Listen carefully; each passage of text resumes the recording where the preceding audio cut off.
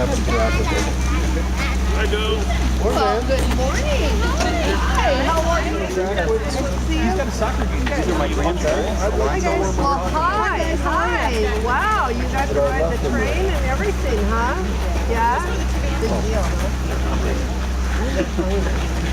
She probably made lots of skulls. Breakfast. That's a boy for you, you know.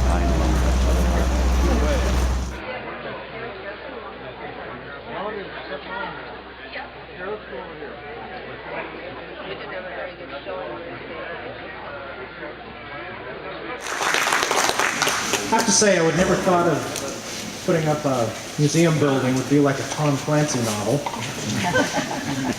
But it has been. There's been intrigue, subterfuge, multilateral strategies.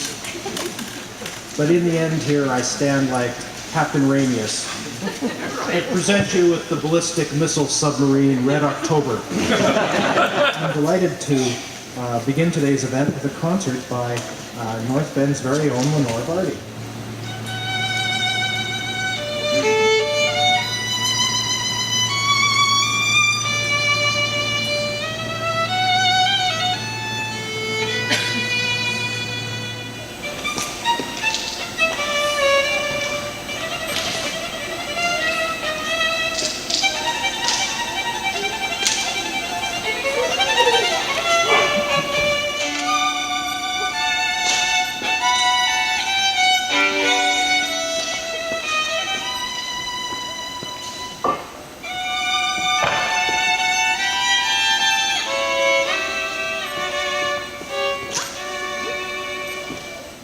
Our most consistent and earliest funder has been King County's For Culture, which uses lodging tax funds collected here in King County.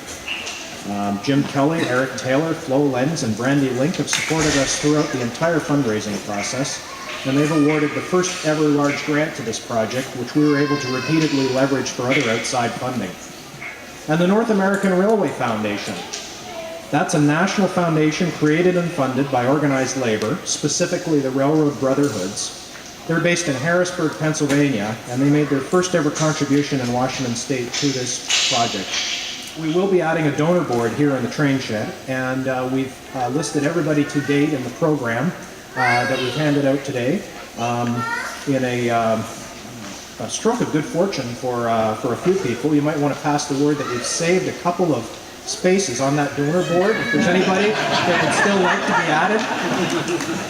Today we're focused on this incredible new building, which we're proud of.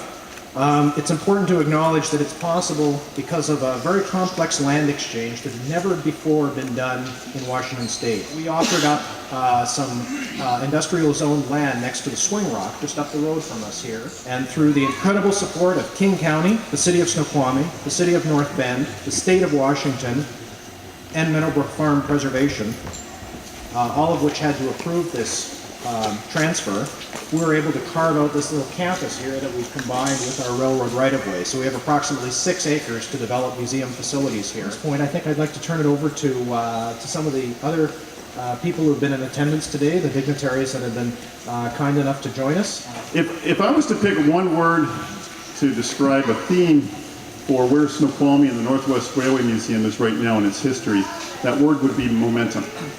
And I want you to imagine for a moment if Richard was to pull a big 250-ton locomotive out front here, and I was to say, okay, folks, without the engine line, let's see if we can get that locomotive moving down the track. And probably half of you would say, oh, yeah. You'd say it can't be done, and I haven't done the physics. I don't know how many horsepower is in this room, and maybe it can't be. I don't think any of us know for sure if we could do it. And half of you would say, well, I'm not going to do it. Part of you would say, well, I'm going to throw a hip out, forget it. We'd probably get that up to about 5 miles an hour or more. But then what if I said at that point, okay, stop it. How many would, show your hands please, how many would volunteer to get in the front and push? So you kind of get the sense that once the momentum's going, it's almost harder to stop it once it's going than it was to start it to begin with, even though there was a lot of pessimism. I would say a little more than 10 years ago, there was a great, this town of Snoqualmie had not had a lot of great things happen for several decades. It just went into a lot of slow decline. I think this was a piece of cake compared to the CRC and the turmoil that went through getting that building done. And so it takes a tremendous amount of effort just to start that momentum or just to get things moving initially. Not only is our history tied together, but the future of Snoqualmie and the future of the museum are inexorably tied together. And I thank Richard, I thank the board, I thank the volunteers, I thank everyone connected with this for that being the case. I was thinking about the word vision and the word leadership. This really was a vision. And when he first brought the blueprints to show them to me, I thought, wow, we are on for a big journey. And it happened in our lifetime, which we had some doubts about for a while. The other thing I thought about as I was up here on the train this morning is how exciting it is to see people coming here today in strollers and on walkers. It is both ends of this that makes it so important. Outside, running up and down in the purple shirt, is my grandson, who is a train nut. Anything that has Thomas or Gabby or Charlie or Annie is important to me. That's not. So again, I'd like to thank Richard, the city of Snoqualmie. Your vision in the last couple of years has just taken off. And it's so neat to see a community that's on board with one another like that. And to the museum, Susan, and to all of you, thank you for what you've done for this valley and for this community and for all the county. We're taking kind of an unusual turn here. Some of you might have thought we were going to pound in the Golden Spike or something today, but that's not the case. Back in 1900, 110 years ago, the Great Northern Railway, having recently acquired control of the Northern Pacific Railway, was on the verge of insolvency. The sale of 900,000 acres of land to Frederick Weyerhaeuser saved the Great Northern, but forever changed the fortunes of the Northwest, because just a few weeks later, Frederick incorporated the Weyerhaeuser Timber Company. With the success of the forest industry also came the success of the rail industry, who was the primary connection between producer and customer.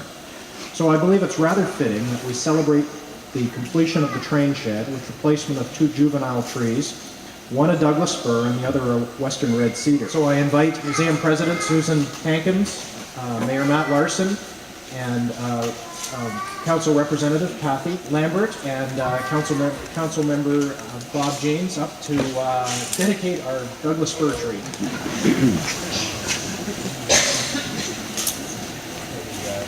Just going to do a photo op. We're going to say we plant this tree. Really, this facility is all about tomorrow, and even though we're representing history here, it's all about tomorrow. And for tomorrow, it's the youth of today. And so we would like all of the youth that are here today to dedicate this western red cedar tree here. So we invite everybody who is under the age of 16 to come on up.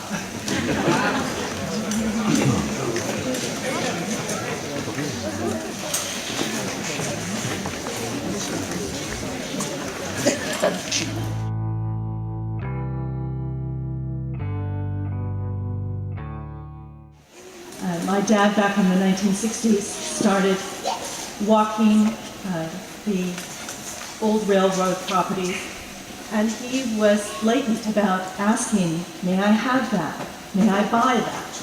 I want to restore it. And this was a time when you know that many of the railroads were taking their equipment and scrapping it. So it's our honor today to announce that my father's Great Northern Caboose, which is the country's oldest wooden caboose, is going to be traveling to Snoqualmie to become part of this great collection.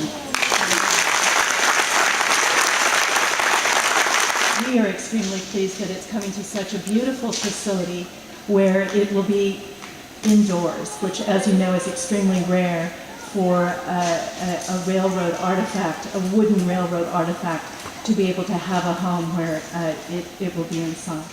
Thank you so very much. I've just mentioned as part of that this is typical of the type of car, the era from 1910 in Wellington, and we intend to use the caboose as part of an expanded story of Wellington, which is really the story about towns that sprung up out of nowhere because of the railroad, and then when the railroad left, town ceased to exist overnight. It's a really compelling story, and I hope we're able to effectively tell that to you in this building in just a few years. But I invite all of you to join us for a group photo just outside of the door here.